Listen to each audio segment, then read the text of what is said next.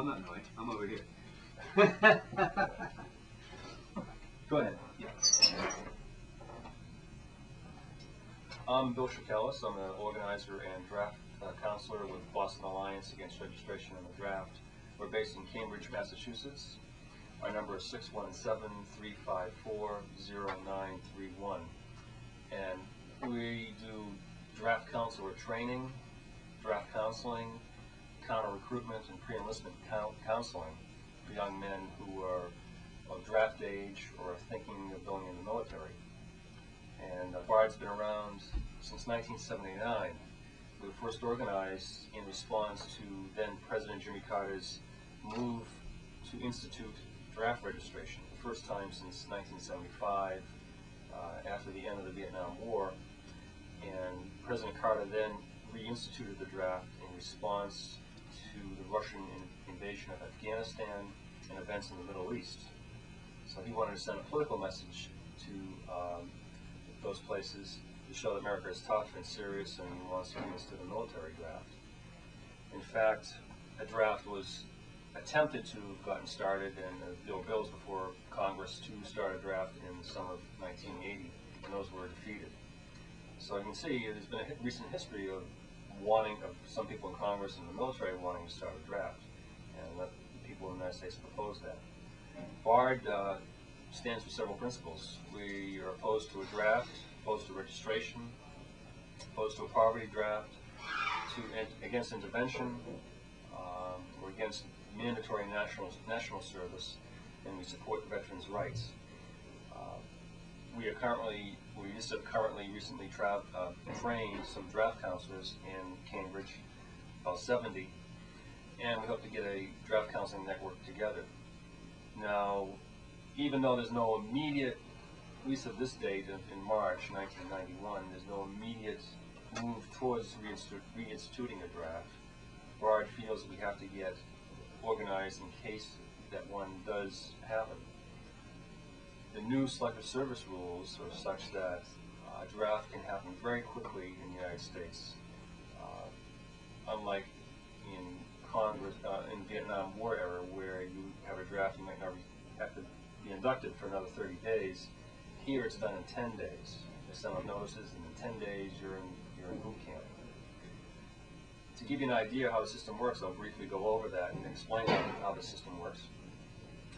The draft, Secret Service draft, has to be authorized by Congress. There has to be a national emergency or a declaration of war. Congress would authorize a draft, and again, a draft in the current period could be done for political reasons. People want to have a fair and just military, have everybody involved across the board, or it might be for manpower reasons. The military needs so many people, so much manpower to fill in positions around the world. Say we have troops stationed in the Middle East for many months, they might need manpower to put those troops in. In any case, the draft would have to be authorized by Congress, and that day they would vote on it. They would have, in the evening, by late evening, a lottery. The lottery would be there where they would have random sequence numbers assigned to each day of the year. This would be the numbering system they would use to take their quotas of young men based on date of birth. They would set a quota and say, well, we need numbers up to, say, 150 or 175, and pick out those numbers, and every young man with that date of birth on that number would be liable for a draft. Mailgrams would go out the next day and go out to everybody on the registration list. These are the lists that people have registered their names under at the post office when they were 18.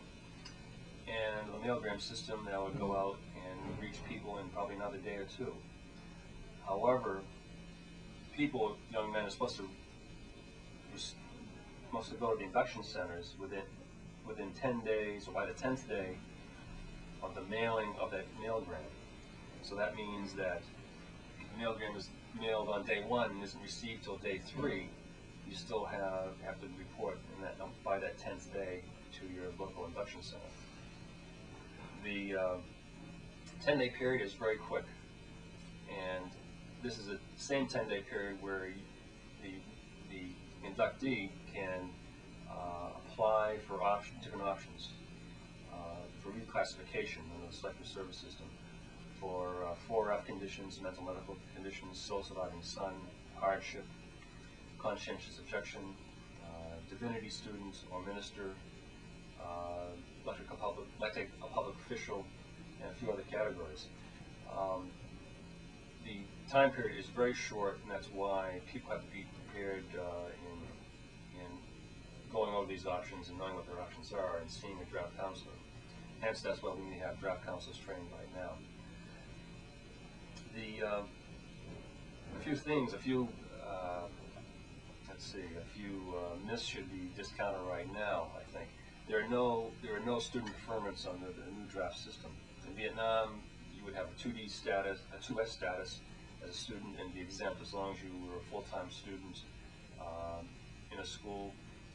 You would be exempt for the draft. That was Vietnam. That no longer happens. At best, you can just finish out the semester you're in school as a full-time student. If you're a senior in college, you can finish out the senior year. If you're in high school, you can allow you to graduate, and that take up to age 20 to graduate. So no more of the student deferments. You have to be a full-time student to get at least this sort of partial deferment to finish out your semester or year. During that time period, when induction notices have gone out, everybody's considered 1A and available for military service. And on that 10th day, you appear before the induction center for physical and mental examinations. Should you pass everything there before the doctors and psychologists in the Army, you immediately go into training, into boot camp. So before that 10th day, you have to apply for reclassification.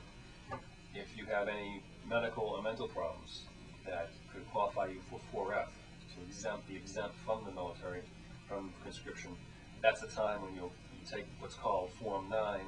It's available at the post office or from Selective Service, the local draft board, and you fill out all these applications, all these reclassifications that apply for 4F or CO, for a number of other ones. And you have to do all of them at this time. You get no other chance to do that. So for a lot of these, you have to see a draft counselor. A draft counselor will go over these options, especially go over a medical checklist and run down that list to show you where you might be exempt from selective service. Under 4F conditions, mental and medical, there may be past operations, hernias, asthma, other than childhood asthma, any number of things, a long list of things that could exempt you from military service. So if there's anything that you think that any physical condition or even mental condition that you have that would exempt you from the draft, you should put that down and immediately, under Form 9 and go for reclassification. What this will do is postpone your induction for maybe 10 days to 2 weeks, and that's a good thing to have too. Postpone that induction. Does the government supply a list of these things that give exemptions? You talking about the medical standards? Well, medical standards, yeah. It doesn't. That's the thing. I mean, it's available as a public document, and they may mention in the booklet information for registrants, which is supposed to be available from the post office, which explains the selective service system, explains how the system works. But it doesn't have a lot of detailed information, and it's not really. So where do the draft counselors get their information? Well, we get it from our draft counselor's manual, which national draft counseling and training organizations like Central Committee for Conscientious Objectors in Philadelphia and National Interreligious Service Board for COs in Washington, what they prepare. NSBCO, the last one I mentioned, prepares a draft counselor's manual. It has all this material, including the forms, they have a sample mailgram, and they have a medical checklist, which is an Army standards checklist for conscription and induction and for enlistment, voluntary enlistment in the military.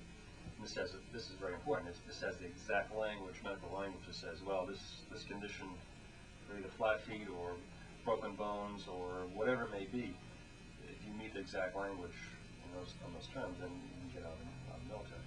So again, that's not widely known.